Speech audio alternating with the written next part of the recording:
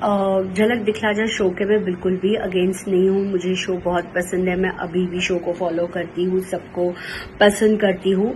मेरी ये जजेस के लिए वही कहाँ वीडियो है कि करण सर को डांस बिल्कुल भी नहीं आता, तो करण सर को टिप्पणी करनी है तो अपनी चीजों पे करे। आई मीन उसका कॉस्ट्यूम देखे, डांस के हिसाब से कॉस्ट्यूम नहीं है तो उसके ऊपर रिएक्ट करे। आप उसका मेकअप देखो, कॉस्ट्यूम देखो, सेटअप देखो, इतनी सब कुछ चीजें थी। आप करण सर आप डांस के ऊपर कैसे बोल सकते हो?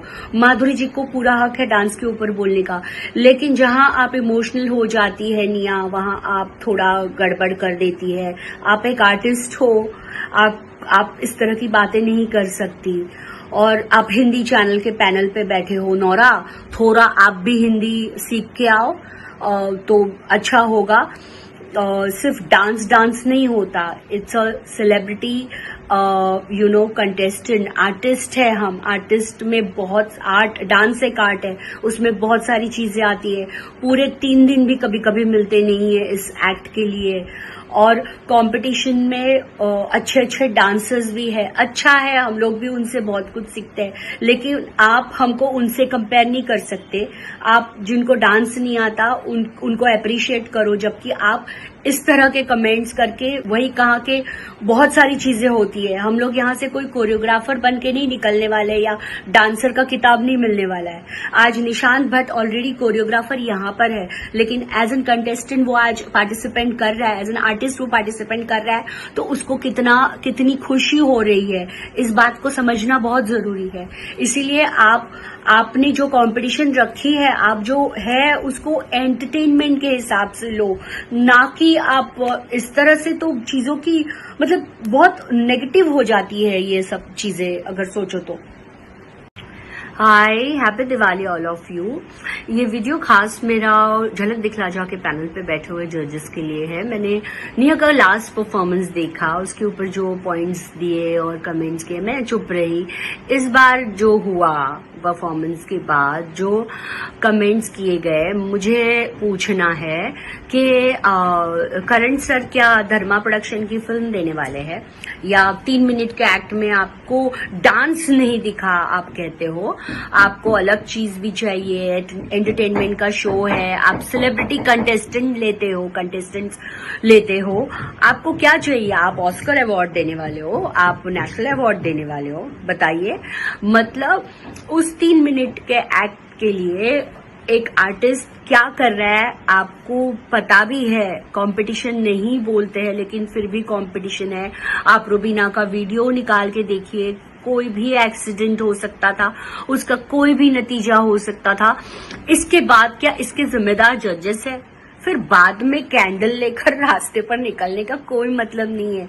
जब तक इंसान है उसकी कदर करो, बाद में मत भौंको। लोगों से मेरी ये रिक्वेस्ट है, एंटरटेनमेंट का शो है उसको उसी तरीके से लो। फैंस आपस में फाइट कर रहे हैं, पता नहीं किस चीज के लिए कर रहे हैं यार। अपने आर्टिस्ट को, जिस आर्टिस्ट को पसंद करते हो उसकी रिस्पेक्ट करो। आप लोग उठ के बकवास करने में क्या जाता है किसी का? और यार हम लोग पता है पानी नहीं पी पाते क्योंकि हम सुसु नहीं जा पाते, इतनी हालत खराब होती है। ये सिर्फ 3 मिनट का एक्ट नहीं है, इसके पीछे बहुत मेहनत है। मेरी तो तबीयत खराब हो गई। हे भगवान, कोई तो जजेस को ये सोचना चाहिए। मेरी हाथ जोड़ के रिक्वेस्ट है कि जो कर रहे हो उसकी रिस्पेक्ट करो और वैसे कमेंट्स करो, क्योंकि उसके ऊपर बहुत सारी चीजें आगे निर्भर करती है।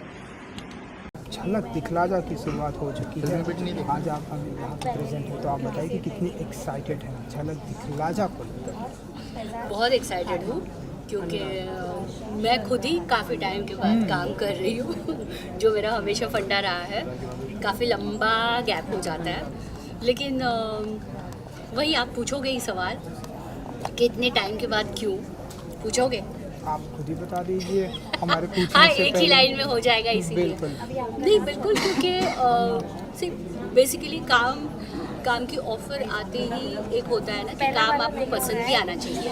मेरा तो ऐसा ही है कि मुझे काम अच्छा लगना चाहिए तो मैं कर पाती हूँ, और जब हम खुद 100% कर पाते हैं तो दर्शक खुश होते हैं। तो मेरा बिग बॉस का भी वही था, जब भी बिग बॉस कभी पसंद नहीं था शो, लेकिन जब हाँ बोला कर लिया तो 100% फेथ के साथ कर लिया मैंने और उसका रिजल्ट मुझे मिल गया। और आज भी मैं सारे दर्शकों की सबकी शुक्रगुजार हूँ कि जिस तरीके से मैं जिन लोगों के साथ में जीती हूँ, मुझे बहुत खुशी है इस बात की। बट क्या होता है कि आप एक काम करने के बाद आप लोगों की एक्सपेक्टेशन भी आपसे बढ़ जाती है, तो फिर कोई भी काम पैसे के लिए करना मज़ा नहीं आता। तो वो काम वैसा होना चाहिए जो लोग भी मज़े लें। और झलक उस वक्त के बाद, मतलब हमारे बिग बॉस के बाद अभी पहली बार आ रहा है, 5 साल तो के बाद। शायद मेरे लिए रुका हुआ था। बिल्कुल आपके लिए रुका हुआ था। तो हाँ, यू नो अब शिल्पा जी, ये वुमेन्स इक्वालिटी डे है आज, तो क्या कहेंगे उसके बारे में? ऐसा है क्या? तो बस यही कहना चाहूँगी, अभी तो राज तो औरतों का ही चल रहा है, तो Correct. क्या कहना, बिल्कुल। वो चलता रहेगा।